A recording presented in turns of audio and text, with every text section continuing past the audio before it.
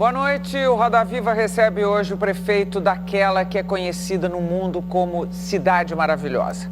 Eduardo Paes é um dos mais jovens prefeitos que o Rio de Janeiro já teve e vem ao programa ainda chocado, como todos nós, com o terrível massacre de crianças ocorrido numa escola de Realengo. A ação isolada de um psicopata armado reacendeu o debate sobre segurança pública, sobre porte de armas, sobre educação e até sobre o policiamento das escolas. A tragédia aconteceu num momento em que o Rio celebra as primeiras vitórias contra os traficantes de drogas e vive uma atmosfera inédita de otimismo no combate ao crime organizado. Eduardo Paes vem ao centro da nossa roda para falar também de política, de Jogos Olímpicos, da retomada dos investimentos na cidade e do jeito carioca de ser e de administrar. Para conversar com Eduardo Paes, estão comigo hoje dois repórteres. Luiz Ernesto Magalhães, repórter da Editoria Rio, do jornal O Globo, e Vera Magalhães, repórter especial do jornal Folha de São Paulo. Estão aqui também os titulares do Roda Viva, os jornalistas Augusto Nunes e Paulo Moreira Leite. Está conosco, como sempre, o cartunista Paulo Caruso, que vai enquadrar o prefeito carioca nas suas ilustrações. Vou chamá-lo de Eduardo, posso? Por favor, à vontade. Ô Eduardo, antes de mais nada, muito obrigada por aceitar o nosso convite e achar esse tempo para a gente. 10 dias depois, a tragédia do Realengo ainda ocupa o centro das atenções e certamente continua ocupando também a sua agenda, eu imagino, boa parte da sua agenda diária. Eu tenho uma imensa curiosidade, qual é o sentimento do administrador numa hora dessas? Perplexidade, impotência, raiva? O que um evento trágico e inédito como esse ensina a um homem público? Eu vou te falar, Eduardo, eu vi a primeira foto que saiu de vocês nos jornais, você e Sérgio Cabral, e eu olhava aquela foto, tentando traduzi-la. Se eu fosse botar uma legenda, eu poria assim: o que será que deu errado? Era a sensação que eu tinha olhando para a cara de vocês dois. Era isso que vocês sentiam?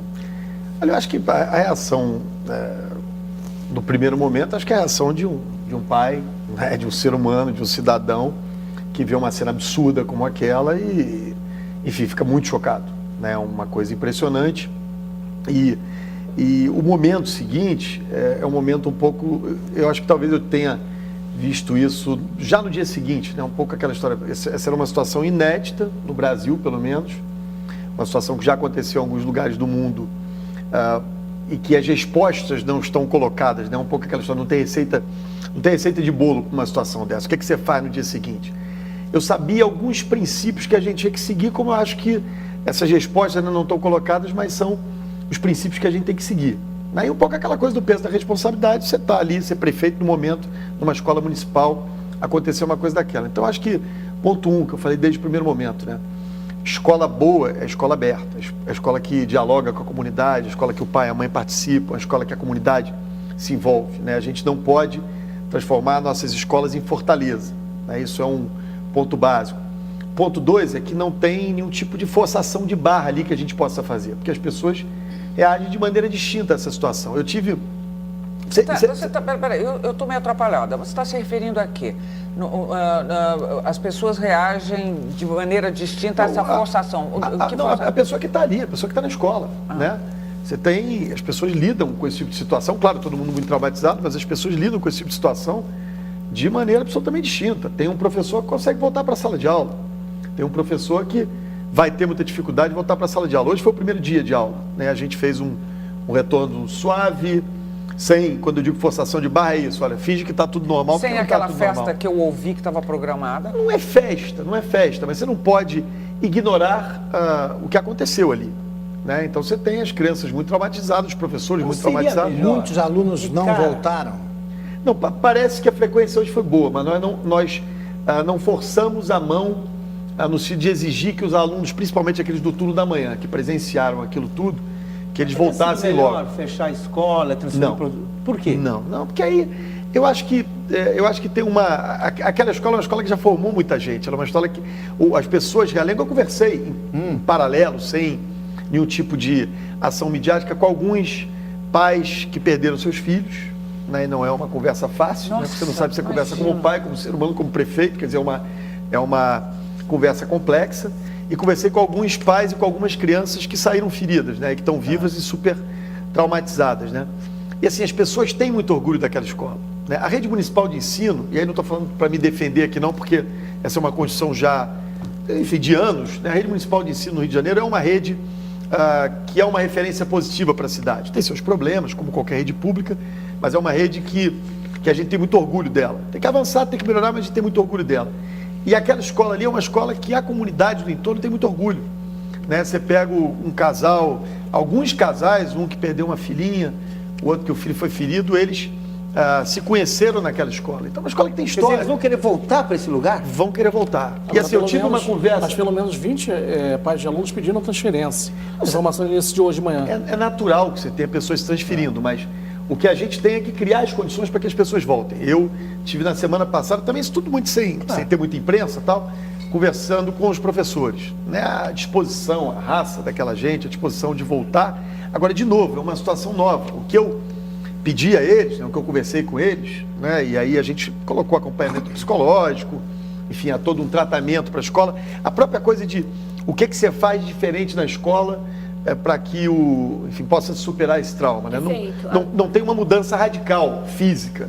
Né? Você tem, claro, né, mudanças na escola que os próprios professores tomaram iniciativa. Na sua vida pública, você já encarou um ato de tanta irracionalidade? Você acha que os homens, na vida pública, né, os políticos deveriam se preparar para acontecimentos desse tipo? Eu acho que ninguém pode se preparar para um negócio desse. É óbvio que a gente tem que ter capacidade de reagir às coisas, né, de dar resposta, mas eu não enquadraria esse caso nem num caso de problema típico de segurança pública do Rio de Janeiro. Eu digo isso sempre, né? Pensem no homem feliz, pensem em Eduardo Paes. Eu sou muito orgulhoso de ser prefeito do Rio, eu acho que eu tenho o melhor cargo público do Brasil, quem sabe do mundo. É um prazer, um orgulho, uma honra para mim cuidar daquela cidade. Se fosse desses 2 anos e 4 meses de mandato, eu não me lembro de nenhum momento triste, né? E olha que os desafios diários são duros, né? Eu te confesso que aquele dia foi o dia que eu saí mais cedo para casa, para beijar meus filhos, né? O dia seguinte foi o dia mais difícil de trabalhar, né? Você ter que lidar com essa situação é muito complexo. E, de certa maneira, ter a maturidade ali, o discernimento, saber como colocar as coisas e avançar. Além do acompanhamento psicológico para essas crianças que viveram ali a cena, a Prefeitura vai fazer algum tipo de trabalho nas outras escolas da rede pública para evitar também essa coisa chamada de bullying hoje em dia, que é uma coisa que existe desde que todos nós somos crianças, mas que, enfim, tem ganhado proporções maiores. Aliás, você sofreu bullying? Eu devo ter sofrido, sei lá, eu era gordinho quando eu era... Eu estou bem gordinho, mas eu era bem mais gordinho quando eu era garoto, enfim, e recebia as gozações, né? Mas... De novo, as pessoas reagem de maneira distinta. Acho difícil que alguém aqui, ou qualquer um de nós, não tenha. Outro dia o Obama contou que as pessoas chamavam ele de orelhudo. Eu sofri bullying à beça. Esse tipo de coisa acontece. E ninguém gosta. Criança, nessas coisas, a sinceridade das crianças é perversa nesse caso. Agora, isso não é um tema novo, né? Quer dizer, é recente a discussão mais forte sobre essa questão, mas já se vinha discutindo isso, né? Então, o que a gente tem buscado, né, com os professores da rede municipal, acho que no Brasil inteiro isso acontece, é buscar tratar de maneira mais atenciosa para esse problema, que a verdade é que... Mas isso é possível, prefeito? Eu acho que não tem, esse que tem que tomar cuidado, né? Quer dizer, não sei se tem uma receita de bolo nessa história. Agora, é óbvio que o professor, que o pai, que a mãe, podem estar mais atentos ao bullying exagerado, né, ou perceber o tipo de reação de uma criança. Mas, por exemplo, a Prefeitura tem alguma orientação escrita, alguma cartilha? Olha, cuidado com isso aqui, presta atenção. A partir de agora terá? Essa é uma discussão que necessariamente... A questão da discussão, por exemplo, sobre a segurança nas escolas municipais, e olha que essa escola tinha muro alto, câmera, nem todas as escolas da Prefeitura têm câmera. Graças à câmera, inclusive, muita coisa sobre. Né, a gente conseguiu identificar, mas não serviu para evitar, mas serviu para identificar o que aconteceu ali depois. Quer dizer, a Prefeitura busca... A gente tem uma supersecretária de Educação, que é a Cláudia Coxim, que está aqui de São Paulo, né, foi um quadro, uma gestora conhecida, capaz, preparada, que vem fazendo um trabalho fantástico na educação, e é óbvio que esse tema já era debatido, mas agora é um debate muito mais amplo, e esse debate sobre a segurança nas escolas. Agora, com essas premissas, né, não transformemos as escolas em fortalezas. Pois é, prefeito, não criemos, uma discussão, não vamos criar um clima de paranoia. Né? Porque aí eu comecei a ouvir coisas, mas como é que um cara de casaco entra numa escola e ninguém fala nada? Bom, sei lá, tem gente que usa casaco em dia quente, Né? Então, a gente não pode criar disso uma paranoia. Foi uma situação atípica, inusitada, né, trágica, dramática de um psicopata, de um psicótico. Pois é, mas o que acontece, prefeito? Já começou a se discutir, inclusive, né, entre os vereadores do Rio, entre sindicatos de professores, coisas que, por exemplo, não é o que a prefeitura teria interesse de colocar, como, por exemplo, detector de metal em entrada de escola. Como é que concilia isso com o desafio da segurança dos alunos e manter as escolas abertas à população, manter uma participação cada vez maior de pais, de familiares na escola? Ernesto, não há hipótese, né? Enquanto eu for prefeito do Rio de Janeiro, ninguém vai botar detetor de metal nenhum. Né? Nenhuma escola vai ser fechada, porque a gente tem que ver isso. Porque é uma loucura. Você imaginar que você vai transformar a escola num espaço que tem que ter detetor de metal, enfim, é inaceitável. Eu acho que por si só a coisa é inaceitável, né? Nem vou botar um homem armado em cada escola, nem um guarda municipal em cada escola. Porque você tem que incrementar isso. Mas não crianças armadas, adolescentes armados? A gente não tem muito caso. Né? No caso das escolas municipais, né, ensino fundamental, você não tem esse tipo de problema. Claro que você tem situações numa rede de mais de 700 mil alunos, enfim, com as complexidades, com as desigualdades sociais, com áreas mais violentas. Tanto você pega, a Cláudia, logo no início do nosso governo, ela criou um programa chamado Escolas do Amanhã. As 150 escolas nas áreas mais violentas ou com maior dificuldade social da cidade, principalmente violentas, você tem um tipo de atenção especial, um programa especial, uma remuneração especial para o professor, porque a gente entende que ali é uma situação mais crítica. Né? Então, isso é um programa que funciona super bem. Agora, repito, né, a melhor forma de garantir segurança nas escolas, o ensino de qualidade, e isso é olhar. Às vezes você vê uma escola num quarteirão, outra daí é 2 quarteirões, com as mesmas condições físicas, todo mundo com o mesmo salário, e quando há um envolvimento da comunidade, né, quando o presidente da associação de moradores prioriza a escola em boas condições e não o campo de grama sintética, né, quando o pai e a mãe participam das reuniões de pais, quando se envolvem nas escolas, quando a diretora tem essa interlocução, a escola em geral é mais segura, é melhor. E assim, de novo, esse fato não pode pautar a relação que a gente vai ter com a rede municipal de ensino. Vocês não têm medo de replicância? Claro que a gente tem. Claro que a gente tem. Qual o pai e a mãe que não está com esse medo hoje, não só na rede pública de ensino? Né? Eu cheguei em casa aquele dia, o Bernardo tem 6 aninhos, a Isabela tem 5. O Bernardo veio me perguntar, pai, mas tem perigo na minha escola entrar alguém? Como é que você explica? Né? A minha mulher fez um comentário, todo dia que eu deixo as crianças no colégio, é o momento que eu fico mais segura. Né? Agora eu não estou tão seguro, acho que todo mundo está pensando isso um pouco. Né? Todo mundo teme isso. Né? Então é um tema que a gente tem que discutir. Agora, fala assim, a assistência psicológica. Quais são os meios materiais que a prefeitura tem de cumprir uma promessa dessa? A gente tem. A prefeitura tem uma rede de assistência social que e de novo, para não parecer que eu estou fazendo proselitismo político, né, é considerada pelo Ministério da Assistência Social uma rede de assistência social bastante estruturada. A prefeitura tem muitos assistentes sociais, tem uma rede de psicólogos à disposição. Mas o número de psicólogos não é um psicólogo por escola, são em torno de 250 a 300 psicólogos de uma rede de mais de 1.000 claro, escolas. É óbvio que eu não vou botar psicólogo em todas as escolas. É óbvio que você mobilizou uma força de psicólogos, de assistentes sociais acompanhando aquelas famílias. Agora, você está vendo uma situação atípica. Né? Então, de novo, essa não é a rotina da cidade do Rio de Janeiro, como não é a rotina da cidade de São Paulo, nem de qualquer cidade do Brasil. Você tem um fato atípico que tem que ser tratado como tal. Mas a essa altura, com essa história de bullying, eu acho que uma assistência frequente de psicólogos... Sem dúvida, são coisas... Pergunta se a prefeitura tem condições de fazer isso, ou qualquer outro poder público. Eu acho que teria, claro, não da maneira como a gente está fazendo agora na escola. Na escola agora, nós botamos psicólogos em todas as casas, assistentes sociais indo a todas as casas, das crianças que estavam, das crianças que não estavam. Quer dizer, é um esforço de se trabalhar isso. Mas uma coisa interessante, eu não sou educador, não sou especialista nisso, né? Eu me lembro, no dia, o ministro Haddad me ligou, pedi que ele viesse ao Rio, e chamei a atenção dele, da Cláudia Coxinho, quando eles foram fazer a entrevista, chamei a atenção deles para isso, né? Quer dizer, o desafio é a gente identificar que linha seguir, que linha caminhar, isso não é uma experiência frequente no Brasil, graças a Deus, é inédita, e assim, eu não consegui encontrar a resposta pronta. Né? Você tem especialistas tratando do tema das mais variadas formas. Alguns pressupostos foram colocados por todos. Né? Eu dei na minha primeira coletiva ali, ainda na escola, eu dei a informação de que eu não fecharia a escola. Escola é lugar para ser aberto, lugar para a comunidade participar. Né? E de todos os especialistas, eu ouvi que eu estava na postura adequada, talvez por ter convivido como ator político no que é uma rede municipal de ensino, o que é uma escola pública, que diferença faz quando ela está aberta. Agora, é óbvio que esse caso atípico tem que ser tratado de forma distinta. Você não vai conseguir universalizar um atendimento que você faça agora para toda a rede municipal de ensino, é impossível. Prefeito, outro efeito colateral dessa tragédia foi a volta da discussão sobre desarmamento, sendo que houve um plebiscito há muito pouco tempo atrás. O senhor acha que existe um pouco de hipocrisia em se imaginar que só proibindo armas se possa evitar uma coisa imponderável como essa? O senhor, eu lembro que na época foi um militante do sim pelo desarmamento. O senhor mantém a mesma postura? Desarmamento foi tão confuso que o SINA não era assim. Exato, mas o senhor era pelo desarmamento. Pelo desarmamento. O senhor continua militando nessa causa? Eu continuo, acho que esse é um tema. Assim, eu fui deputado. O Congresso Nacional, ele tem um pouco essa tradição, né, de surge um tema, tal, vai todo mundo apresentando projeto de lei, enfim, quer debater, o que não é ruim, tem que se debater mesmo, tal.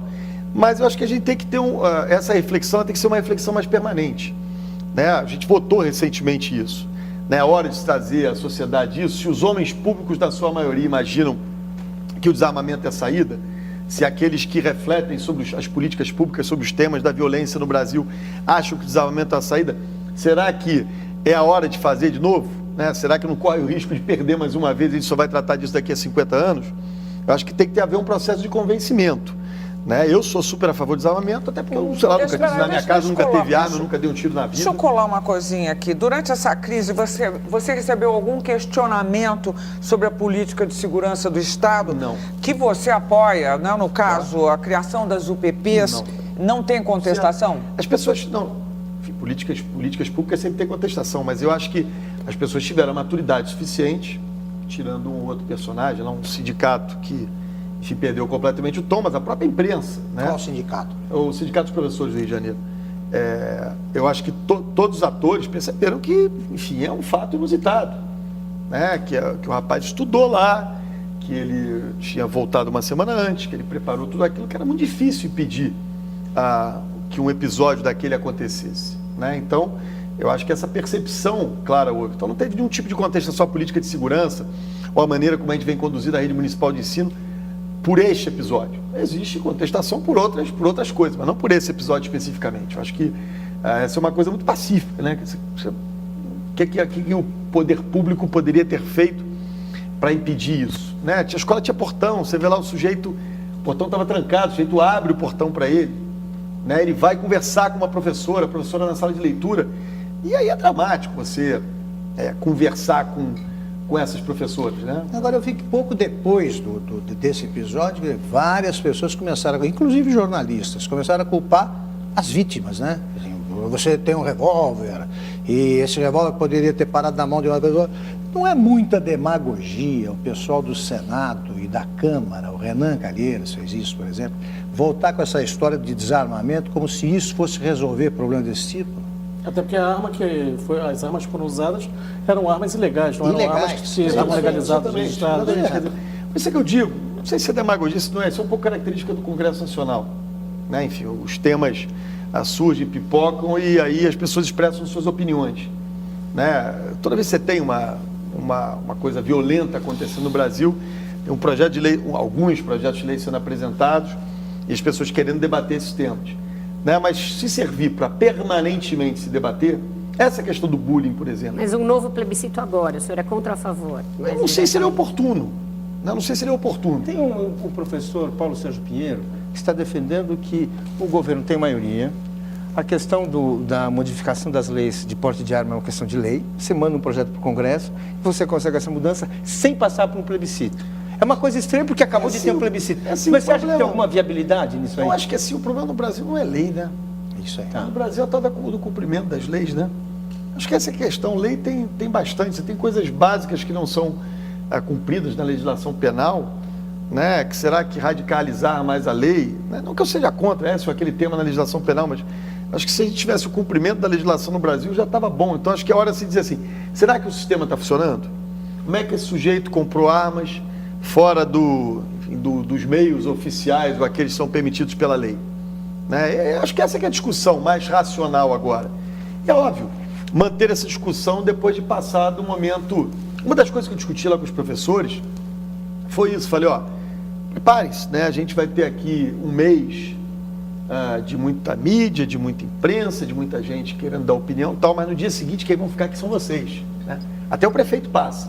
Mais comprido que isso, as famílias das vítimas não vão processar a cidade? Olha, enfim, provavelmente, né? O que eu tomei atitude desde semana passada, eu acho que num caso, primeiro, não é reparação que se faça, alguém que perdeu um filho, né? Todo mundo aqui que é pai, que é mãe, sabe o que isso representa. Enfim, não quero nem imaginar o que isso representa, mas eu acho que não dá para deixar essas famílias sofreram tanto processando a prefeitura, passando 20 anos discutindo no Poder Judiciário se tem direito ou que valor tem direito. O que eu decidi fazer? Né, liguei para o defensor público geral, defensor geral público, pedi a ele que, junto com a Procuradoria-Geral do município, representasse essas famílias, que fosse definido um critério justo, não sei como é que calcula isso, enfim, acho que isso é incalculável, mas existem lá os critérios, e a Prefeitura está disposta, por aqueles representados pela Defensoria-Geral, está disposta a fazer a indenização para essas famílias não sofrerem. Então, não vai haver disputa judicial para quem entra. A não ser que alguma família discorde, aí é o direito dela recorrer. Né? Mas o que eu fiz foi isso, ligar para o Defensor Geral, que última instância, inclusive pedido para ele abrir mão dos honorários da Defensoria, ele abriu mão dos honorários, geral da Defensoria tem 10% dos honorários. Você já tem uma estimativa de valores? Não tem e não pretendo divulgar. Né? Eu pretendo que seja conduzido da maneira mais discreta e preservando o mais possível essas famílias. Marília, assim, eu até me perdoa se eu falar isso aqui à família, mas um dia eu recebi lá um pai, uma mãe, e a menina que faleceu tinha um irmão mais velho e uma irmã menor. É uma conversa difícil, né? Porque assim, o sofrimento dessas pessoas... Deve ser terrível. Né? Você tem ali o irmão, quer dizer, o pai não tinha conseguido chorar ainda. E aí o irmão um pouco mais velho, se sentindo culpado porque não tinha conseguido proteger a irmã. Enfim, como se ele pudesse proteger a irmã, ele nem na escola estava. Mas é aquela coisa, irmão mais velho... Eu estive na casa de algumas dessas famílias que perderam os filhos ainda quando as crianças ainda estavam no hospital. Era uma sensação de vazio, eles não sabiam se iriam se salvar, se não iam se salvar. Você tem um drama. Você tem um drama. Era uma situação de loucura, desculpa, prefeito, mas eram ambulâncias pessoal que chegavam diretamente no hospital a todo momento. Foi até pra gente mesmo cobrindo. Você tem um drama pessoal, né? Quer dizer, que já é anterior, né? Eu fui visitar algumas crianças nos hospitais e é uma situação absurda. Quer dizer, imagina uma criancinha daquela que viu essas cenas e conseguiu sobreviver, né? E aí o sujeito já tem lá seus problemas familiares, quer dizer, eu vi coisas inusitadas, né? De mães biológicas que não apareciam há 12 anos querendo aparecer para dar entrevista, sabe? Para falar com a imprensa, Então, se ouviu uma criança te fazer um apelo para impedir que isso acontecesse. Então, é uma coisa... É aquela história, a gente olha essas coisas, né? Primeiro momento nosso é de impacto, a gente pensa nos nossos, né? Pensa na nossa família, mas são situações muito individuais mesmo, né? Imagina algumas das professoras, a reação delas, né? Eu cheguei lá no dia, uma professora disse, eu não consegui salvar minhas crianças, eu tinha que ter pulado em cima do cara. Quer dizer, como é que você vai ter reação? Você espera a reação de quem? Né? De alguém ter uma reação padrão? E essas professoras voltam agora imediatamente para as aulas? Estão voltando, essa é que é a coisa impressionante. Quer dizer, é o que eu disse, quando eu disse aqui, usei no início a expressão não forçar a barra, é um pouco nessa direção. Quer dizer, não dá para ser...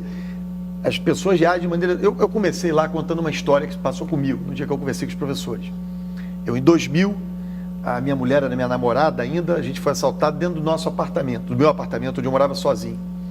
E eu tive uma reação muito ruim a esse assalto. Né? Eu fui acordado com uma arma na minha cabeça e depois de um tempo eu mudei. Né, dada a dificuldade de lidar. Mas essa é a reação ruim ou você passou por um período complicado? Essa é a reação de uma pessoa que tem mais dificuldade de lidar com essa situação. É o meu caso. Né? A minha mulher falou, mas pelo amor de Deus, para de besteira. Né? Mas as pessoas reagem de forma distinta a situações de violência, situações como essa. Assim. Então, eu comecei contando a história para dizer, olha, ninguém aqui está pressionado a nada por parte do patrão aqui. Né?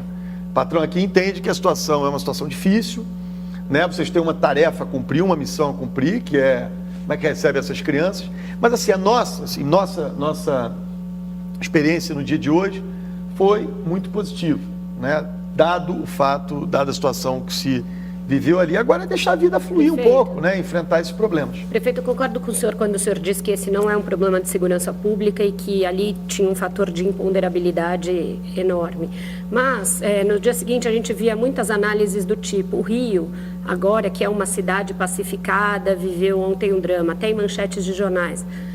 Até em função dele ter comprado a arma ilegalmente, de haver ainda esse comércio de arma descontrolado, dá para dizer que o Rio de Janeiro é uma cidade pacificada ou tem um excesso de otimismo carioca? Mas ninguém está dizendo isso, né? Ninguém está dizendo isso. Aliás, eu acho que o Rio passou muito tempo com esse negócio de excesso de otimismo carioca, eu não sei que excesso era, acho que era excesso de pessimismo. Não, mas com aqueles acontecimentos... Não, calma, eu vou avançar. Bom. Continuando, né? Quer dizer, você tem, se olhar para 2006, né, você tinha um quadro de não esperança, de não expectativa, né? Era uma coisa meio, não tem jeito, né? Assim mesmo que as coisas são, né? A partir do momento que o governador Sérgio Cabral entra, que se encontra o secretário de Segurança, que estabelece uma política pública, o que o carioca começou a ver, que o Brasil começou a ver, é uma luz no fim do túnel. E com resultados práticos. Você tem uma parcela importante da cidade antes do... E essa sempre foi a grande diferença no Rio de Janeiro, para a violência que tem em São Paulo, que tem em outras cidades. A coisa do território dominado, né? Do não monopólio da força do Estado, da perda da soberania, seja lá como se quiser falar. Né? Mas o fato é esse, quer dizer, na hora que você tem uma política pública clara, que você vê que ela é possível, que ela pode ser implementada e que ela começa a ser implementada com escala, é óbvio que a gente vai ficar feliz. Né? Quem é carioca sabe o que eu estou dizendo. Né? Quem é carioca pobre sabe mais ainda do que eu estou dizendo. Né? Porque a gente, de vez em quando, que mora no asfalto, tinha o azar de tomar um tiro, ver uma bala perdida. Não, aquelas pessoas que moram lá sofrem isso todo dia. Então, a política de pacificadora, de UPP, seja lá como se chama essa política, ela é uma política muito eficiente, que ganhou escala, que dá resultados e que, eu não tenho dúvida, vai levar o Rio de Janeiro a um outro patamar. Um patamar civilizatório. Mas, prefeito, mesmo com a implantação dessa política pacificadora, o Rio de Janeiro enfrenta um grande problema, não só de tráfico, onde ainda não existem comunidades pacificadas, como também, apesar de todo o combate que é feito em relação às milícias.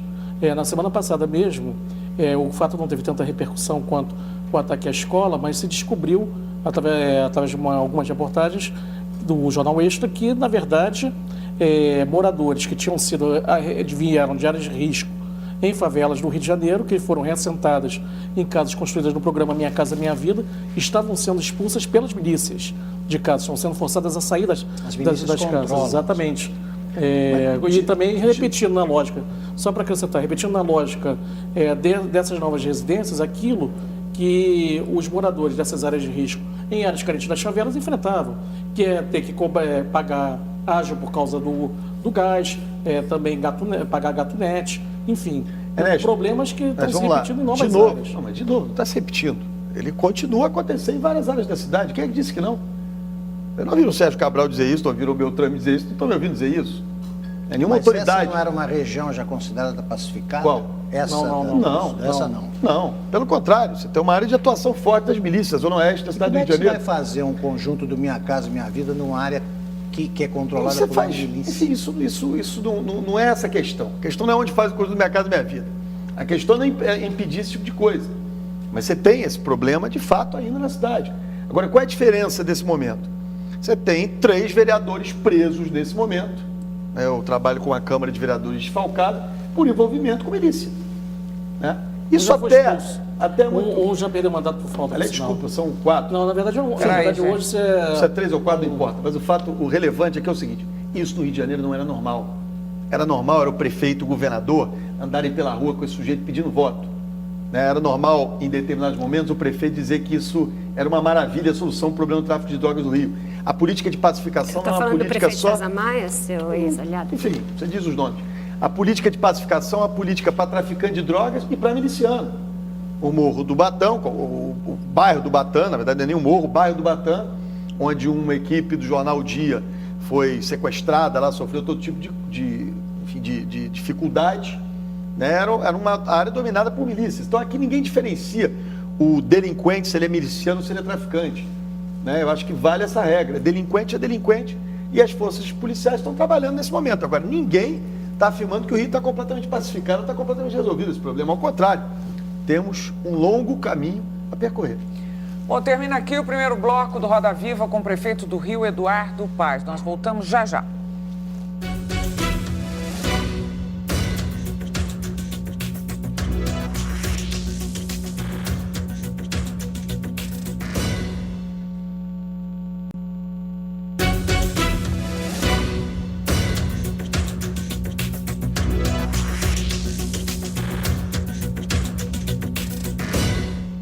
De volta com o prefeito do Rio, Eduardo Paes, no centro da nossa roda. O Eduardo, Jogos Olímpicos de 2016, como é que você se sente como o prefeito do Rio que, vamos dizer, ganhou, por assim dizer, como eu já disse, nunca falei tantos dizer e disse, 30 bilhões para deixar a cidade pronta para os Jogos de 2016.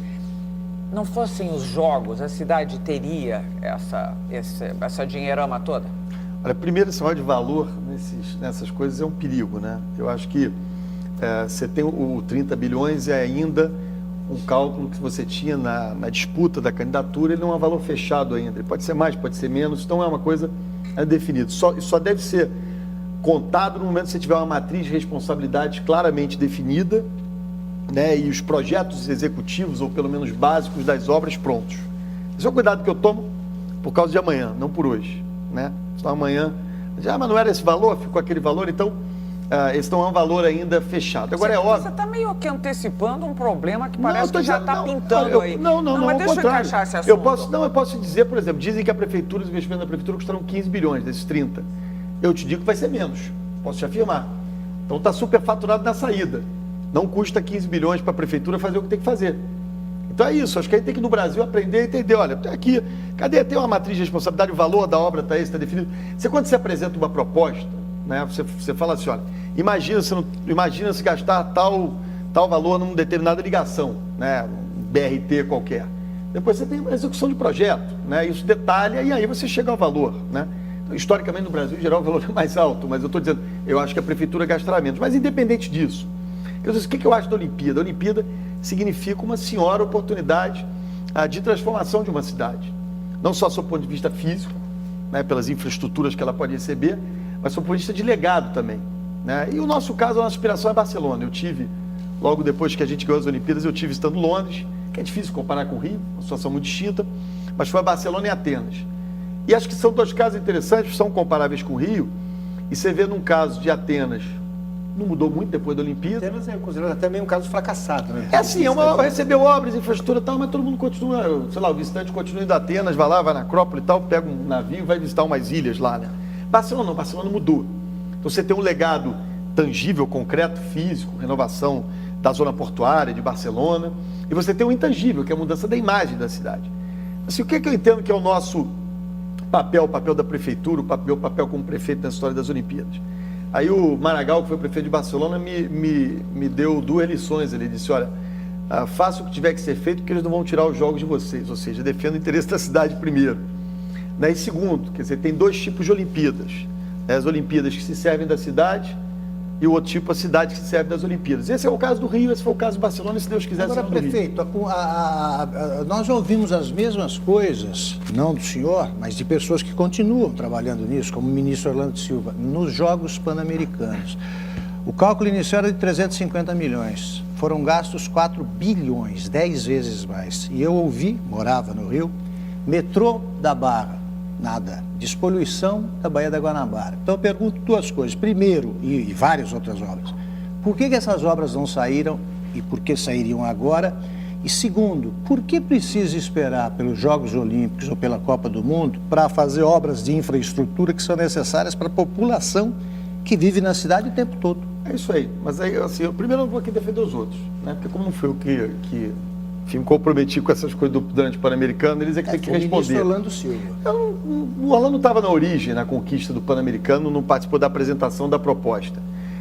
Eu acho que, e aí, não querendo me explicar pelos outros, mas o Pan-Americano foi vencido como uma coisa e executou-se uma coisa muito maior, né? Então, o estádio do Pan-Americano era São Januário. Olha eu aqui defendendo o meu antecessor. Não tinha um engenhão. Não tinha engenhão.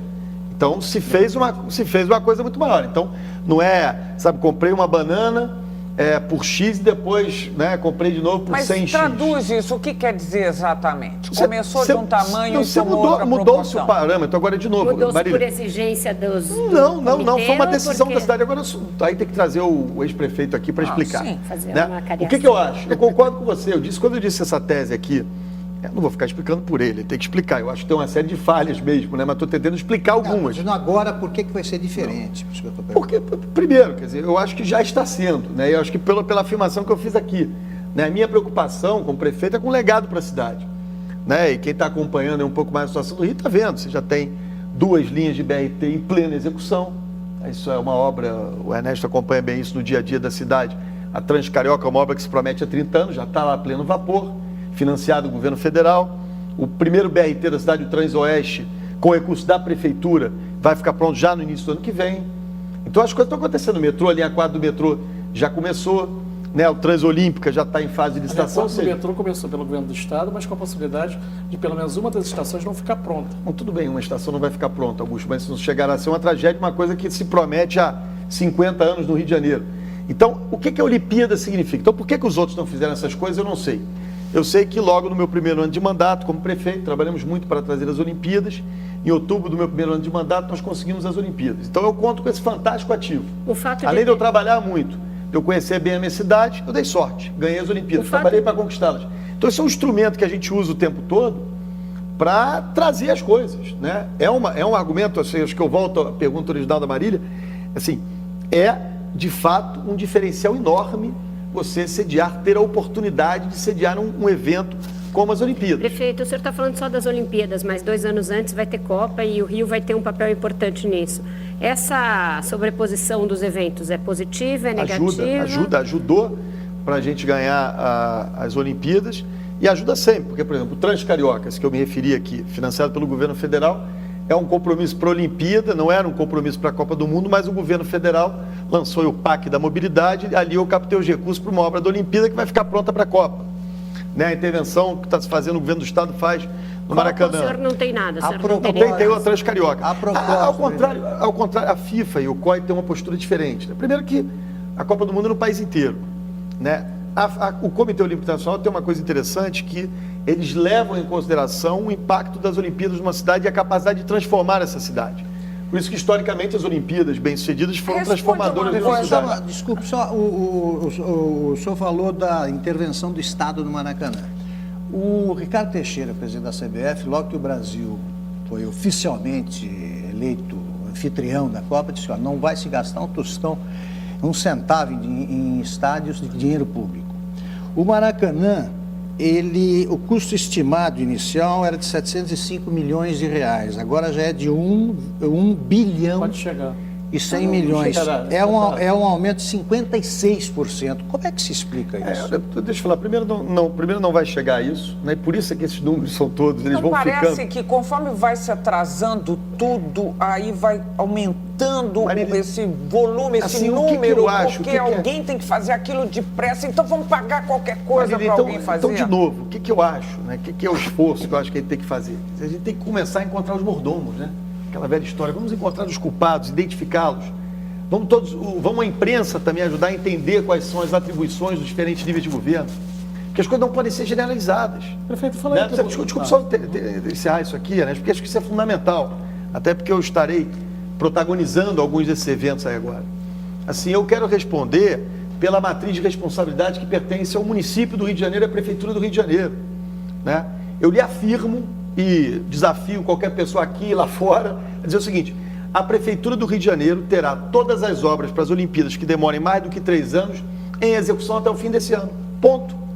E os colegas que têm acompanhado mais esse varejo, o dia a dia da cidade, sabe disso. Portanto, a gente tem aqui uma matriz de responsabilidade. Sem que o orçamento original seja alterado. Mas é óbvio que o orçamento original pode estar alterado, porque o orçamento original é uma estimativa de custo. É uma estimativa. Quando você faz a proposta olímpica, por exemplo, o orçamento original... Mas nunca estimam para cima, né? No meu caso, eu estou afirmando nesse caso aqui... específico, No caso da cidade do Rio de Janeiro, eu posso lhe afirmar que provavelmente ele deve gastar menos do que estava na proposta olímpica.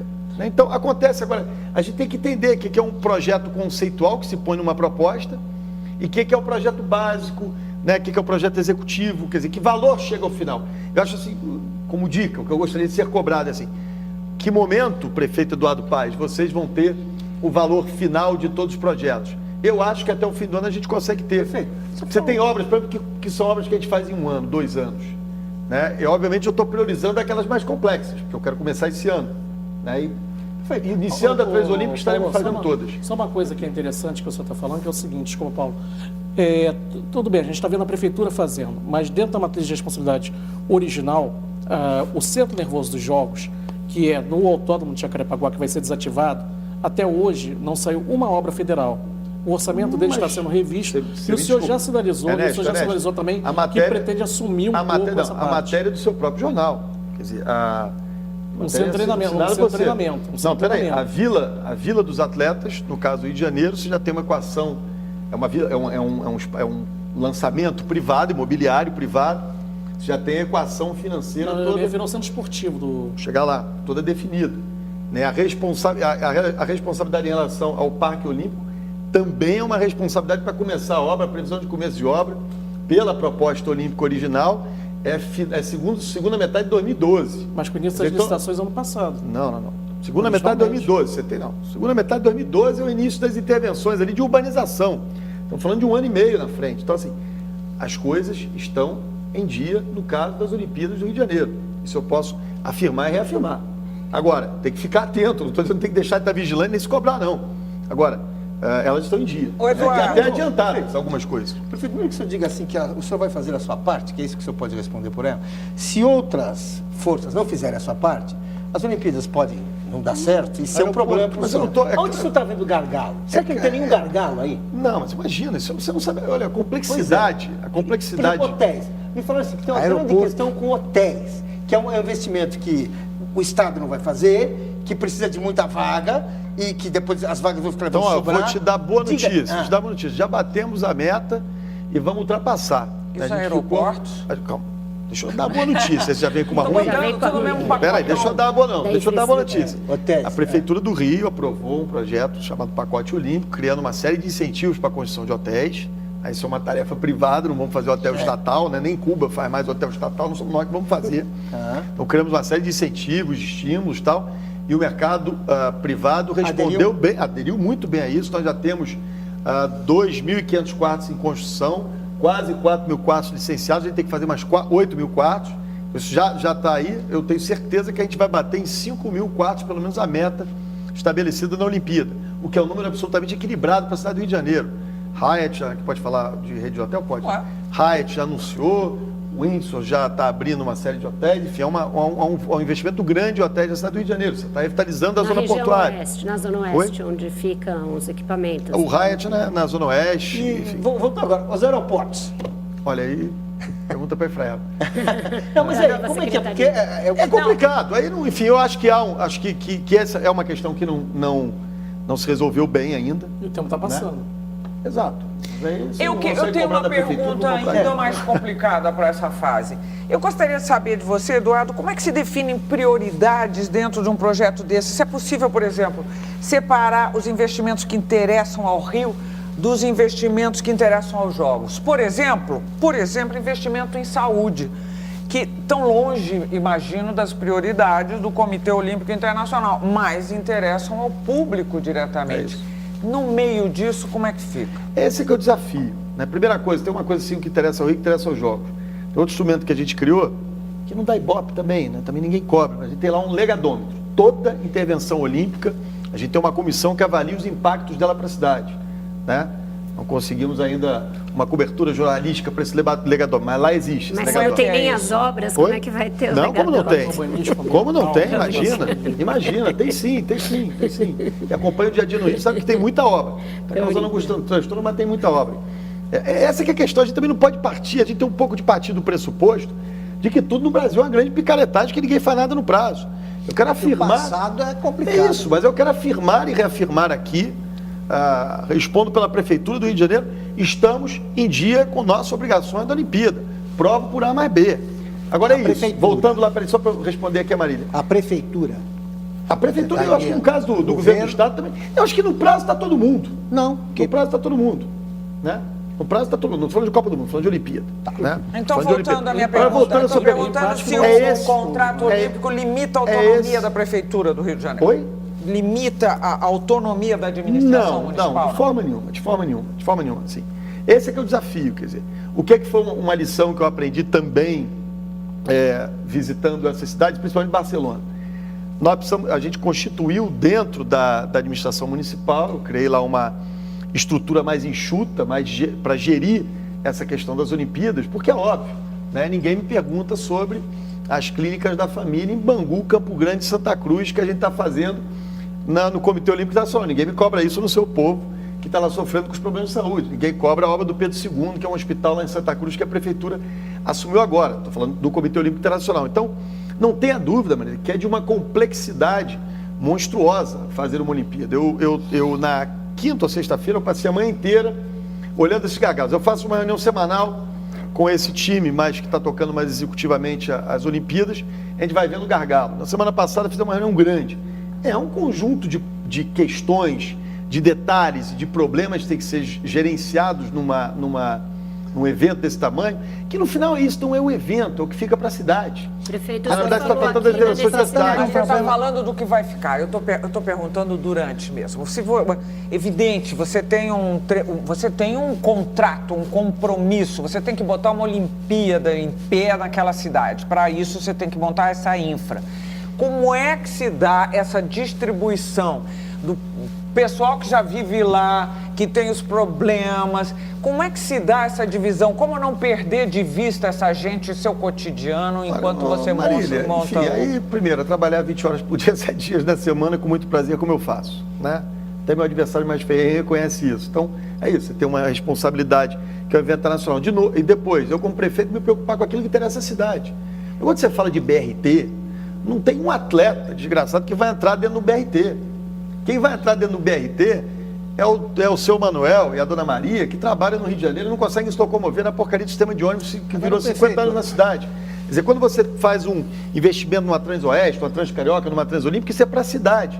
Por isso que eu estou dizendo, o meu foco todo e o tempo todo é na questão do legado para a cidade. E esses benefícios todos são benefícios que não são para os jogos, são benefícios que ficam para a população. Quando você fala em investimento em transporte, é isso, melhora a vida das pessoas. Quando você fala em revitalizar a zona portuária, você muda a lógica de degradação do centro do Rio de Janeiro. Você usa a Olimpíada, olha o que eu disse aqui no começo, você usa a Olimpíada para trazer benefícios para a sua cidade. Eu vou aqui, meu assessor de comunicação não falar isso, dar um exemplo, mas eu vou falar, só para deixar bem claro. Assim, eu acho que a pista que o sujeito vai correr os 100 metros rasos, é uma questão que tem que ser, eu torço para que ela fique boa, mas acho que ela tem que ser uma preocupação do comitê organizador e do Ministério dos Esportes. Eu, como prefeito do Rio de Janeiro, não tenho que perder o meu tempo, torço para que dê tudo certo, vou apoiar para ajudar que a pista fique boa. Mas como prefeito do Rio de Janeiro, a minha preocupação prioritária não deve ser essa. Mas é sobre isso que eu queria falar, prefeito. O senhor falou de Barcelona e é verdade que a cidade mudou com a Olimpíada, mas eu vi a Olimpíada de Barcelona e vi a Olimpíada de Los Angeles. Em Los Angeles não se gastou mais $1 de dinheiro público. Quando é que o Brasil vai aprender a fazer as coisas pela iniciativa privada? Los Angeles fez em 86. Por que a gente ainda depende disso? Por que a prefeitura tem que cuidar de pista? Não tem. Disse ao contrário aqui. Só não tem que cuidar de pista nenhuma. Não deve cuidar. Não pode cuidar. Nem tem que. Pois é, mas a prefeitura tem que construir, por exemplo, outro conjunto aquático, porque o Maria Lenk já não serve. Não é a prefeitura. O poder público vai ter que construir outro conjunto. Aí eu volto ao que o Ernesto falou inicialmente. Estou de acordo contigo, concordo dizendo número e grau, e acho que existem caminhos. Por exemplo, a gente está fazendo uma operação urbana, a maior PPP do Brasil hoje, não está aqui em São Paulo, está no Rio de Janeiro, na cidade do Rio de Janeiro. É uma PPP de 7 bilhões de reais que você faz investimentos de 4,5 bi recuperando a zona portuária, tudo com dinheiro privado. Então, existem caminhos, a operação urbana consorciada, com o CEPAC, que aqui em São Paulo se fez com muito sucesso em algumas operações, e lá no Rio a gente conseguiu fazer essa PPP. Muito bem. Por exemplo, a tese que eu tenho defendido. A gente está lançando um concurso em breve a esse respeito. Porque senão o Ernesto bota a mão no Globo, se eu vazar tudo aqui, é um perigo. Não dá nem tempo de sair o programa à noite, ele já está botando no Globo. Já saiu do Diário Oficial. Por exemplo, é o concurso do... Eu entendo que o Parque Olímpico, essa área principal, hoje é o autódromo do Rio de Janeiro.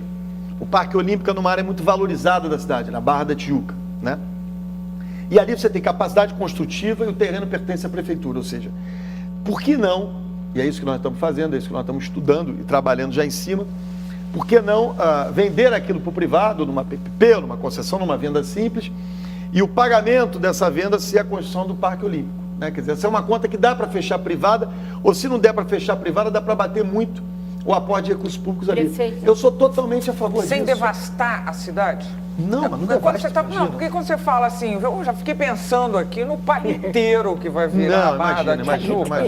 Imagina. Prefeito, sem devastar a cidade. Porque aí o recurso público fica para isso, que é mais difícil o privado fazer. Né? Quando você tem que fazer um BRT que tem infraestrutura que tem, quantidade de desapropriação que tem, não tem jeito, é governo fazendo. Até a operação tem que ser privada. Só um pneu fura e a gente não troca nunca. Né? E a operação é privada, mas não tenha dúvida, a gente fica o tempo todo. Por exemplo, Sambódromo, desculpa só para dizer isso. Sambódromo tem que ser duplicado. Né? Para as Olimpíadas e cá entre nós para o Carnaval, que é muito mais importante para a gente do que o arco e flecha ao fim da maratona nas Olimpíadas. Mas isso é um compromisso da cidade. É uma obra de 40 milhões de reais. O que a gente fez?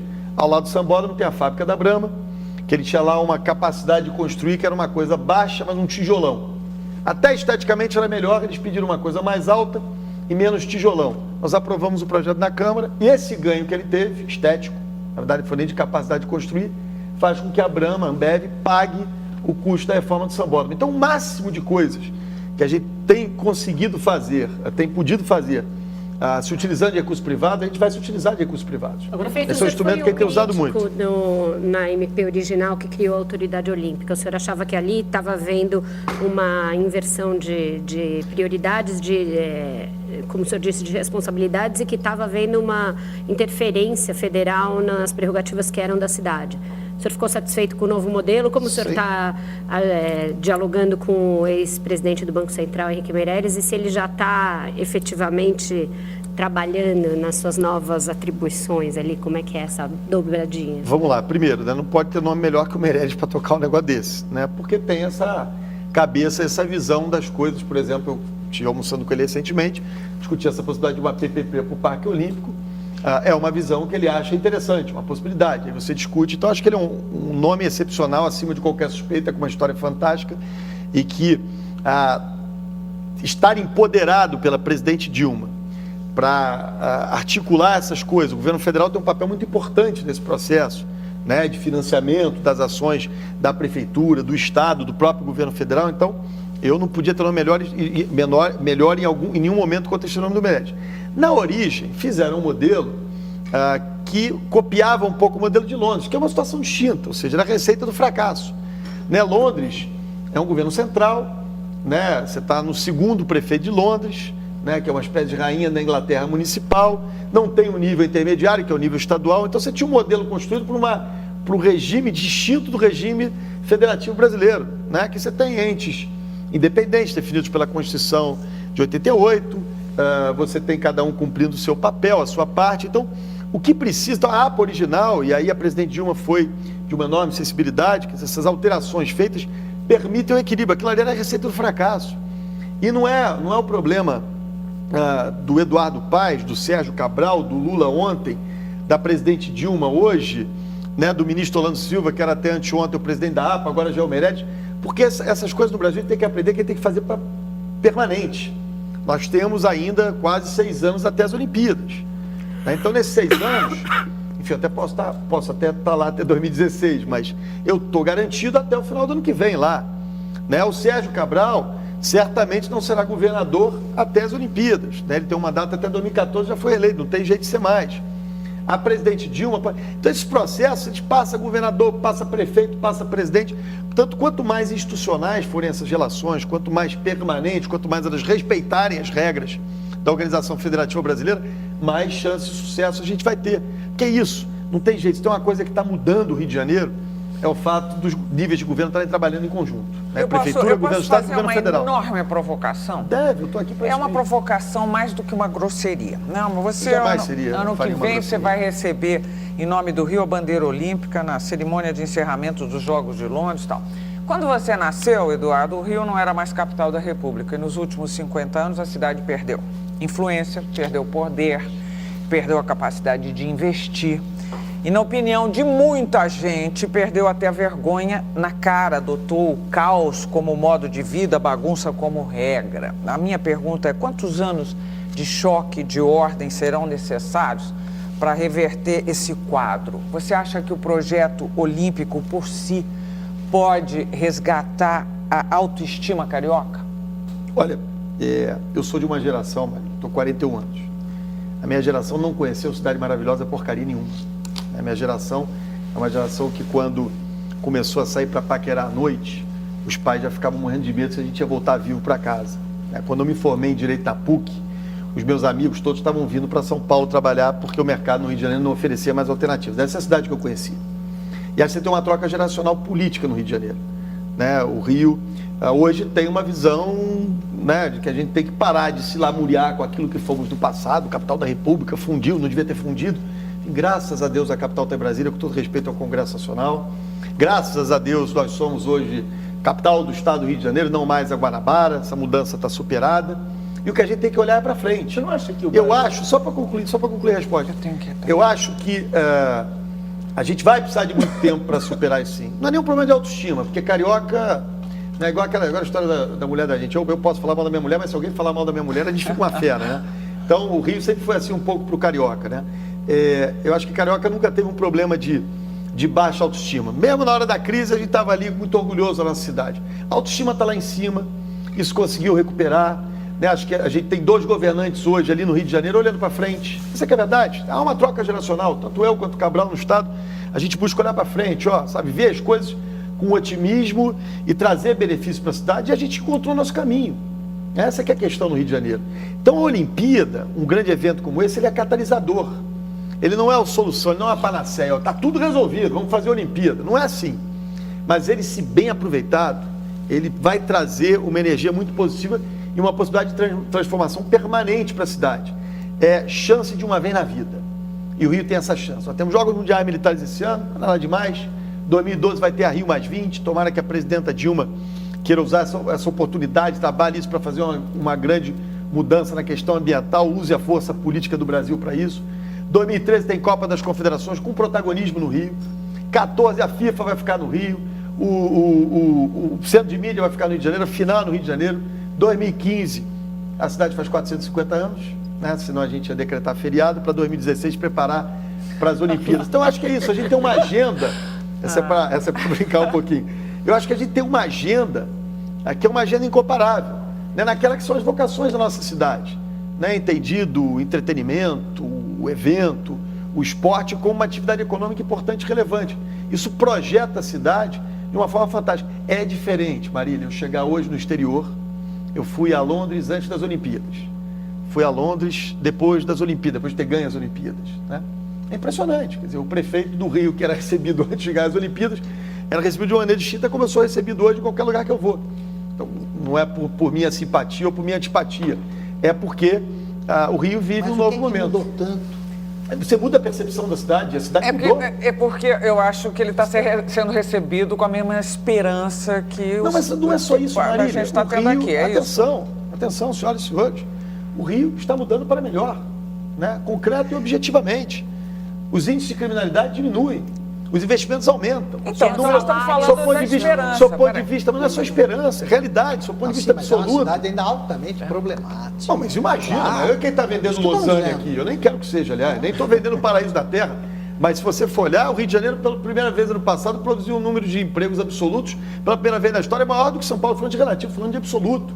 A cidade do Rio de Janeiro produziu quase 60 mil empregos diretos, no ano passado, em dezembro do ano passado. Quer dizer, é uma realidade completamente distinta.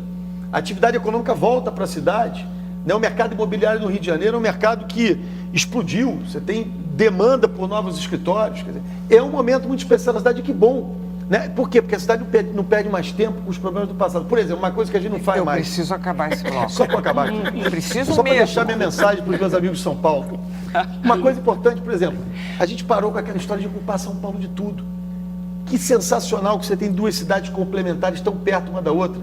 Qual é a cidade com as características do Rio de Janeiro que tem uma cidade com as características de São Paulo tão perto? Qual é a cidade com as características de São Paulo que tem uma cidade como o Rio de Janeiro tão perto? Então, é isso, é olhar para frente, olhar com otimismo. E o Rio está, graças a Deus, muito melhor. Doela a quem doela. Não era assim que você tinha que terminar, você tinha que dizer assim: e o Rio de Janeiro continua lindo. Continua lindo. A verdade é essa. Termina aqui o segundo bloco do Roda Viva com o prefeito do Rio, Eduardo Paes. Nós voltamos logo depois do intervalo. Até já.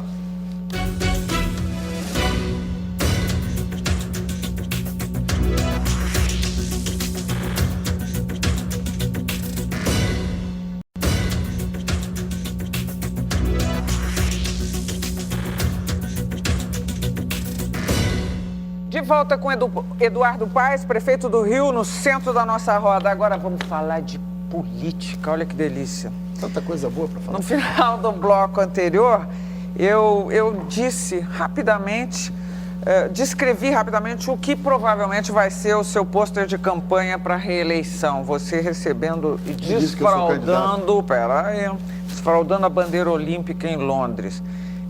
Eu imagino que não existe um projeto político maior para você do que ser o prefeito dos Jogos Olímpicos, tá? Desculpe, mas eu imagino isso. Você vai mesmo se candidatar a um segundo mandato? Vamos lá, pergunta difícil essa altura do campeonato. Deixa eu campeonato. emendar uma da Marília, porque você descreveu uma situação da cidade quase idílica. Nesse quadro que você descreveu, você é imbatível para 2012? Ou você mesmo ali no ato falho, ali no meio, você falou assim, eu posso estar aqui ainda. Tem o direito de pleitear. Né? Então... E apenas um acréscimo, fazendo as pazes com a classe média da Zona Sul? Deixa eu dizer uma coisa. Assim, Marília, a vida inteira minha agenda foi o Rio. Né? Tive no Congresso Nacional tratando de outros temas e tal, mas eu acho que por pertencer... Depois vamos falar sobre esses outros temas. Por pertencer a uma geração que não conheceu essa cidade maravilhosa, a minha agenda sempre foi o Rio de Janeiro. É um lugar que eu vivo, um lugar que eu moro, sempre tive muito isso. E sempre sonhei ser prefeito do Rio. Não ficou disso de ninguém. Aliás, era acusado às vezes de querer muito ser prefeito do Rio. E, de verdade, eu falo isso com muita tranquilidade, quer dizer, eu adoro a função que eu tenho. É um prazer enorme acordar todo dia e cuidar de uma cidade como o Rio de Janeiro. Né? Porque você mexe com a vida das pessoas, você cuida de um lugar muito especial que tem uma simbologia muito especial, uma dessas cidades desejo que existe pelo mundo, né? As pessoas sonham em vir ao Rio, conhecer o Rio. É um lugar muito especial, o Carioca é muito especial, eu tenho muito orgulho do meu povo e da minha cidade. Então, e não tem aqui qualquer tipo de discursinho populista, demagogo nisso. Eu faço com muito prazer. Né? Acordo todo dia muito feliz, vou dormir muito feliz cuidando do Rio. Né? Repito, o único momento de maior tristeza, o dia que eu me senti baqueado, foi essa história recente na escola Tasso. Então, é claro que todo político pensa na possibilidade de reeleição, é o momento da avaliação do que você está fazendo.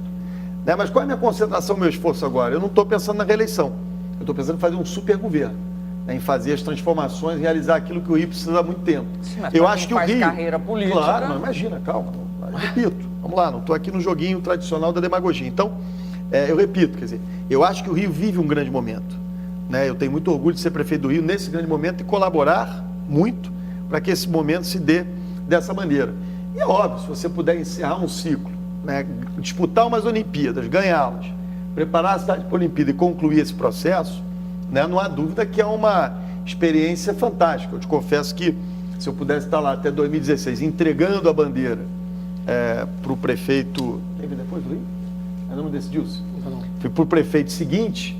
Né, eu teria um enorme prazer, porque eu acho que vai ser um momento de muita transformação na cidade. A oposição está armando... Tem. Enfim, mas faz parte. Tem nomes. Eu gostaria de saber, por exemplo, tem nomes jovens aí que a oposição está preparando para lançar nessa candidatura para combater a sua.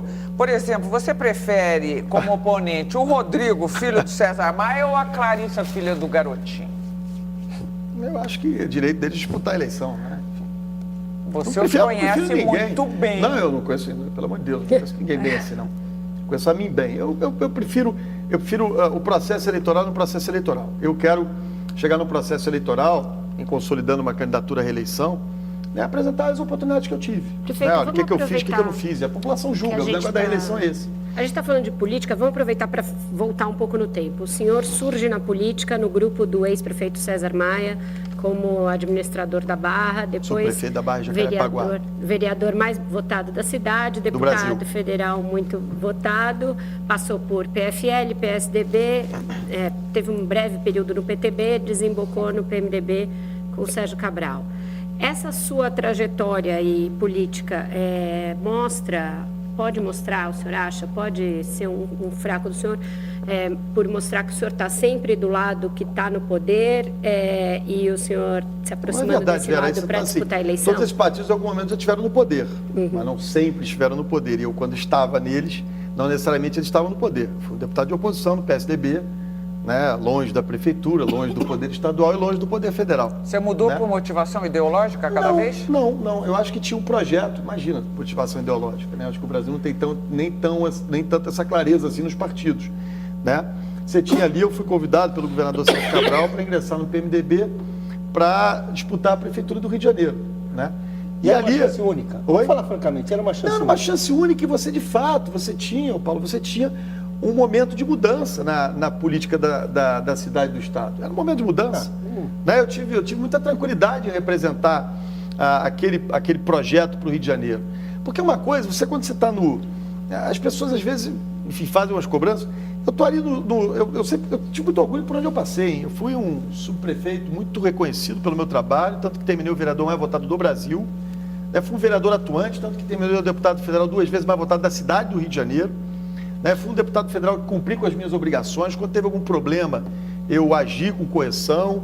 Sempre tem uma história de 20 anos na vida pública que não há qualquer tipo de insinuação sobre a minha conduta em relação à coisa pública. Né? Então, tenho muito orgulho da minha trajetória política e sou prefeito da cidade do Rio de Janeiro com muita realização. Então, não estou aqui fazendo autopromoção, nem precisa me interromper por isso, mas só para dizer uma coisa. Quer dizer, a gente tem uma oportunidade de transformar, sim, essa parceria minha e do Sérgio, no Rio de Janeiro, significava claramente para a gente, para essa geração que não viu o Rio de Janeiro cidade maravilhosa, que só viu aquela cidade se afundando pela incompetência de um monte de demagogo que só ficava ali pensando em fazer política nacional, né, discutindo temas que não o interesse da nossa cidade ou do nosso estado, a gente via ali claramente uma oportunidade de transformar. E o resultado está aí. Né? Não estou vendendo o Rio de Janeiro idílico, mas há uma diferença enorme. Você tinha uma lógica no Rio de Janeiro de prefeito xingando o governador, que xingava o presidente. Marília, nada parecido com o que acontece em qualquer lugar normal aqui em São Paulo. O sujeito pode ser adversário aqui, mas a relação institucional se mantém. No Rio, era baixaria. A prefeitura não conversava com o governo do estado, que xingava e apedrejava o governo federal, que esculhambava com o prefeito, e vida que segue. E a gente perdeu muito com isso. Então ali, Vera, só para entender, para não parecer uma coisa desconexa, né, ali você tinha uma oportunidade. Eu decidi sair de Brasília, fui candidato ao governo do estado, disputei a eleição com muita dignidade. Contra o próprio Sérgio Cabral. É óbvio, eu não sou obrigado a ficar batendo palminha para todo mundo, e porque eu não bati palminha ontem, eu não posso estar aliado hoje. O que é isso? Eu disputei a eleição, debati de maneira elevada, apoiei-o no segundo turno e compusemos uma força política para transformar o Rio. Acho que ele está conseguindo isso. Então, há pouco tempo foi divulgado o relatório da Polícia Federal com as conclusões sobre o mensalão. E a Polícia Federal, entre outras coisas, comprovou a irregularidades que o senhor denunciou numa entrevista de 2 de janeiro de 2006, que é essa história do dinheiro público saído do Banco do Brasil com participação da Visanet e tal.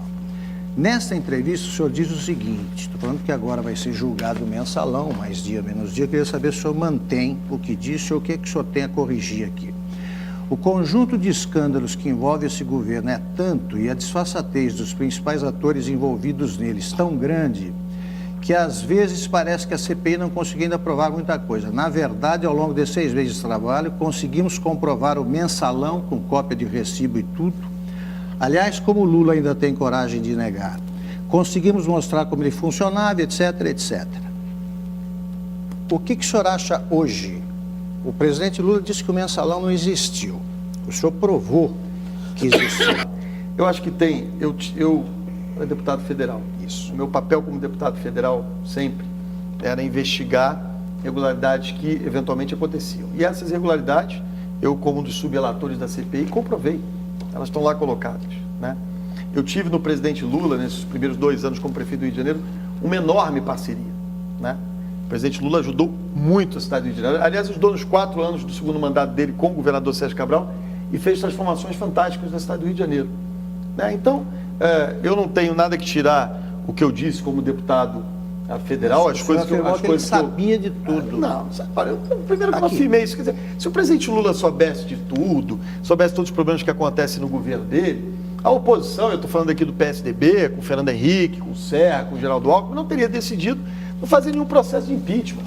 É óbvio que não se provou nada contra o presidente da República. Não se provou nada contra o presidente da República. Você tem casos de corrupção dentro do governo, e alguns desses casos de corrupção foram comprovados. Então o senhor reafirma que o mensalão existiu e financiado em grande medida por dinheiro público via Visanet? Você tem essa questão do Visanet, que os elementos, as provas para aquele caso de corrupção estão comprovados. O senhor disse o seguinte, na mesma entrevista. Prefeito já. Prefeito.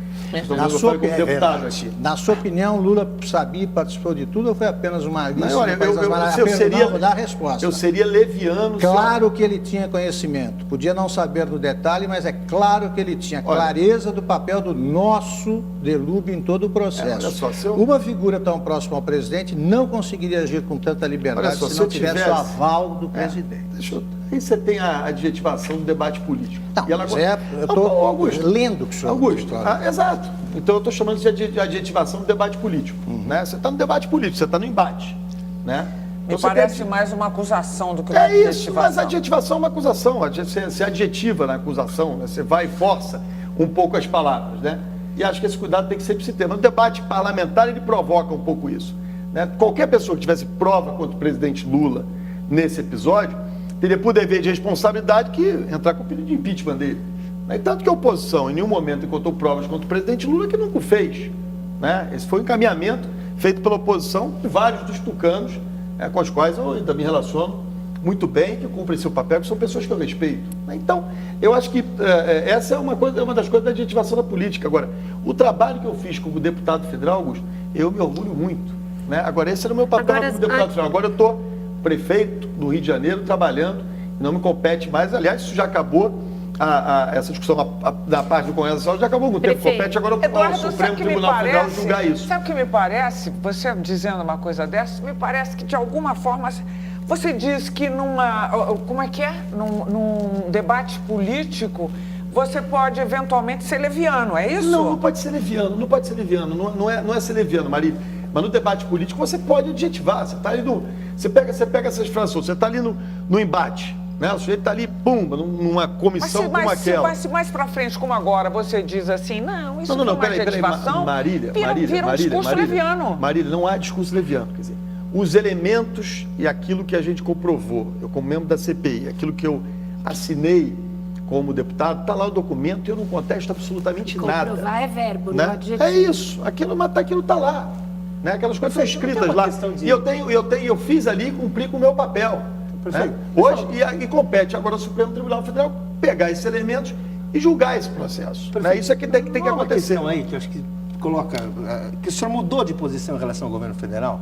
Uma hora o senhor estava na oposição. Claro. Depois o senhor virou apoiado pelo governo. Aí isso, a sensação que fica é sempre que o senhor muda o discurso, porque o senhor mudou de posição. Paulo, eu sou prefeito da cidade do Rio de Janeiro. Tá certo? Eu tenho e mantenho com o governo federal uma excepcional relação. E tive muito apoio do governo federal para governar na minha cidade. Eu não sou mais deputado num processo de investigação. Você quer o quê? Que eu fique acusando? Que eu fique xingando? Não, que eu fique agredindo? Ele está cobrando uma coerência. Mas a minha coerência existe. Eu repito e afirmo aqui. Aquilo que está colocado nos documentos firmados, naquilo que a CPI identificou, né, e essa adjetivação política, ela não está nos documentos firmados pela CPI, então a CPI tem os elementos, estão as provas.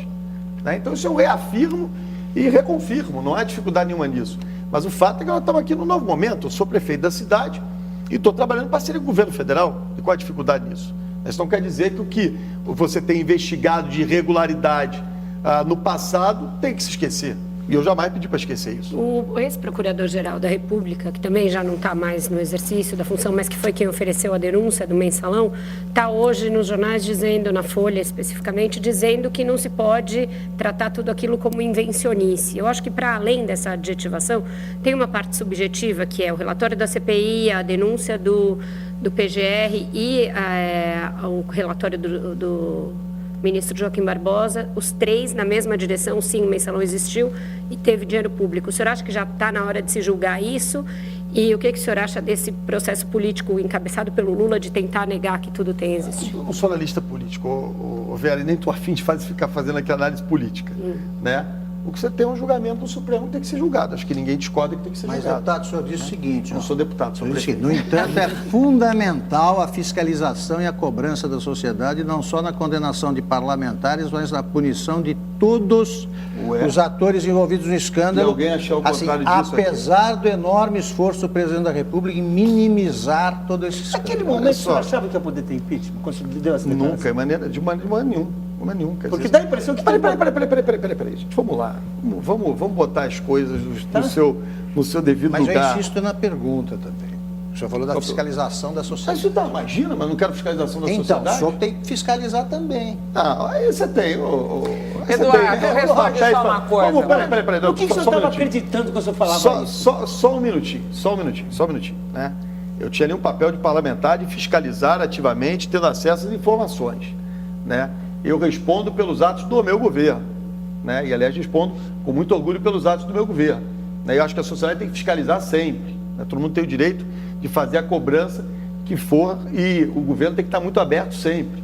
Agora, eu não tenho agora, como prefeito da cidade do Rio de Janeiro, que ficar olhando para ver se... Deixa eu fazer uma pergunta, Claro.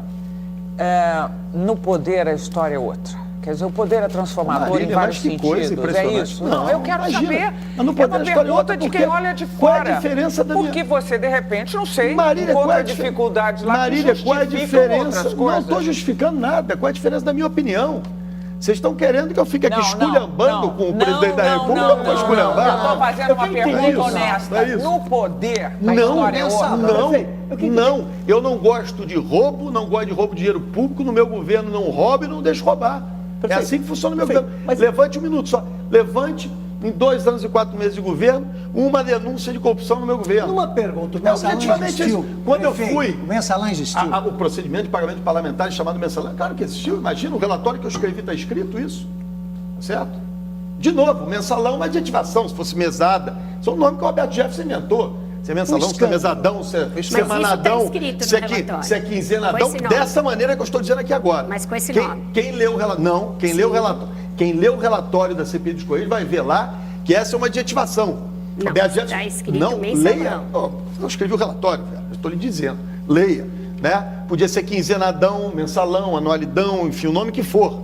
O que não pode é pegar dinheiro público e esse dinheiro público parar com interesses privados. É assim que a gente age sempre. Não está mudando nada, então o poder não fez diferença nenhuma para mim, né? A minha posição ali como deputado de fiscalizar eventuais desvios de conduta foi cumprida, né? Eu sou prefeito do Rio de Janeiro. Eu não vou ficar, não acompanho esse caso, acho que compete agora a justiça decidir, a parte que era o trabalho parlamentar foi feito e executado. Eu sou prefeito do Rio de Janeiro, quero governar a minha cidade. se tinha não mudou ali- nada, minha opinião continua Prefeito, exatamente a mesma. O que se tinha ali era na gênese, como o senhor disse, dinheiro para pagar parlamentares. Portanto, um problema da relação executivo-legislativo. Como é que é a sua relação com a Câmara? E eu queria saber como é a sua relação estou que nem você. Sua relação com algo que o senhor denunciava muito quando era vereador, que eram aqueles centros de assistencialismo social, aquela coisa que o senhor chamava de puro fisiologismo, clientelismo.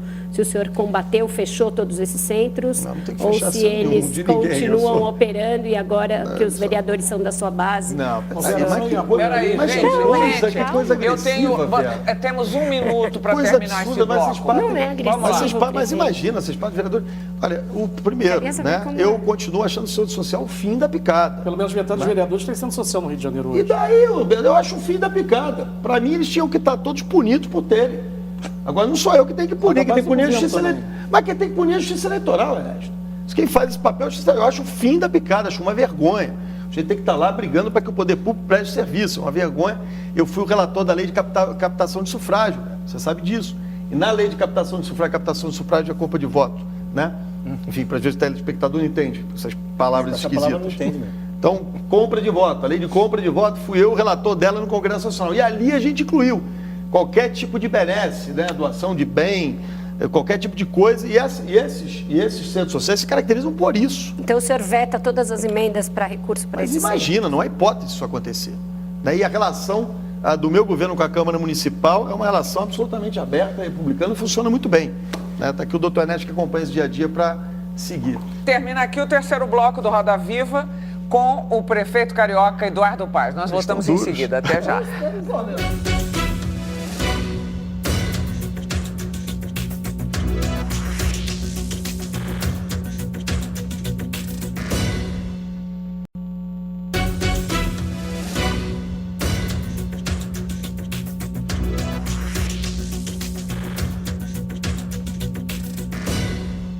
De volta para o último bloco com o prefeito Eduardo Paes, do Rio de Janeiro.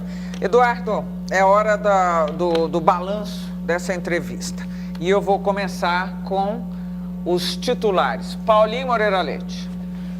Perfeito, eu gostei da entrevista, mas eu tenho uma dúvida, que é assim, se a gente for olhar para o Congresso e para a política brasileira em geral, dá a impressão que a elite brasileira está abandonando a vida pública.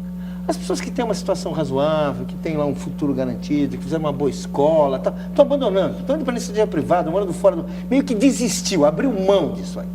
No entanto, o senhor não. O senhor é um cara da elite do Rio de Janeiro que resolveu. Eu queria que o senhor me explicasse por que os seus colegas não querem saber da vida pública? O que aconteceu aí? Por que esse desencanto aí? Augusto Nunes. Eu só emendo, então. Eu também gostei da conversa, achei bem animado, principalmente agora no terceiro... A parte da política. Terceiro bloco. Não, eu pergunto o seguinte, se esse afastamento das pessoas também não se dá pela certeza ou pela percepção de que o Congresso hoje é dominado por culpados impunes. Luiz Ernesto Magalhães. Eu, na verdade, vou voltar um pouco a uma questão de cidade que o prefeito estava falando sobre Olimpíadas. Recentemente, o senhor mandou uma carta para o ministro Guido Mantega propondo que se volte a permitir a emissão de títulos públicos no Rio de Janeiro, por parte do Rio de Janeiro contra as Olimpíadas no exterior. Por que isso? Por fim, eu também achei a entrevista boa, achei que o senhor é muito desenvolto quando fala do presente e do futuro, um pouco armado demais para falar do passado, mas tudo bem. Eu vou emendar nos grandes temas propostos aqui pelo Augusto e pelo Paulo. Eu queria que o senhor fizesse uma análise do artigo famoso agora do Fernando Henrique Cardoso, quando ele faz uma distinção entre a nova classe média e o povão. Ouvi falar. O senhor acha que existe essa distinção e que os atores políticos daqui para frente vão ter que conquistar essa nova classe média? O que o senhor enxerga nessa nova classe média? Aqui no Rio é uma força... Quanto tempo eu tenho? Peraí, não, ainda Caruso, qual foi a charge do dia ou da entrevista? Primeiro, essa transcendência shakespeariana da questão da UPP, não é mais a questão fundamental, né?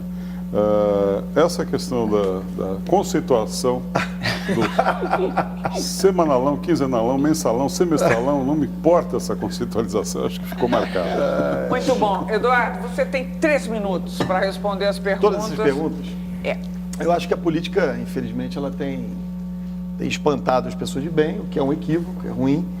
Quer dizer, não dá para generalizar, né? Eu acho que é uma generalização, eu não acho que todo mundo no Congresso é culpado, impune, né? Tem culpados impunes, né? Mas eu acho que o Congresso, na política, tem muita gente boa, né? Enfim, e os políticos podem ser diferenciados, né? Nem todo mundo é ladrão, nem todo mundo é picareta, nem todo mundo enfim, está lá por outros motivos que não atendeu o interesse público. Então, mas de fato é uma realidade, né? Eu não tenho amigos na minha vida pessoal que tenham enveredado para o campo da política. Por quê? Por isso, porque eu acho que infelizmente o histórico brasileiro não é um histórico bom. Eles não estão desistindo do Peraí, não, isso não é uma entrevista, é uma finalização de programa. E acho que não, acho que a gente não pode desistir do Brasil nunca. O Ernesto disse aqui, eu acho que o Brasil amadureceu na coisa da responsabilidade fiscal, né? E as regras, os controles hoje são muito rígidos, muito fortes. Então, eu acho que, de novo, permitir a municípios saudáveis, como é o caso da Prefeitura do Rio, né? A gente organizou as finanças da cidade, fizemos uma troca de dívida, diminuímos os juros que a gente paga da dívida para o governo federal, aumentamos enormemente nossa capacidade de investimento, reduzimos o impacto da folha de pessoal sobre as receitas da Prefeitura. Então, isso permite que a Prefeitura não fique só captando recursos do governo federal, né? Que possa captar recursos também com emissão de títulos, né? Então, a gente tem essa ideia, essa intenção. E, sinceramente, eu não li o artigo do ex-presidente Fernando Henrique. Mas leu os jornais. Deixa eu concluir.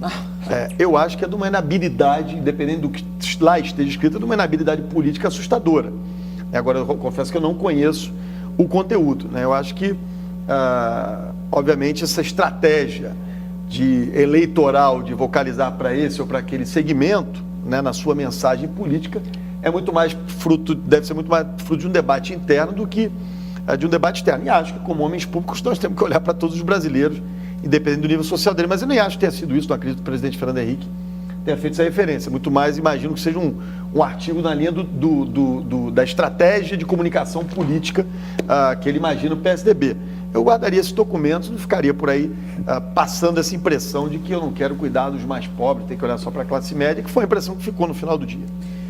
Muitíssimo obrigada, Obrigado a Eduardo vocês, Paes. foi um prazer. Você ficou satisfeito com a Mas entrevista? muito satisfeito. Foi muito bem satisfeito. tratado? Muito bem tratado, com a gentileza tradicional dos jornalistas que estão aqui. Muito obrigada, Vera Magalhães. Obrigada, querida Luiz Ernesto Magalhães. Muito obrigada, Augusto, Paulinho, Caruso. Isso ali não podia acusá-los de bullying.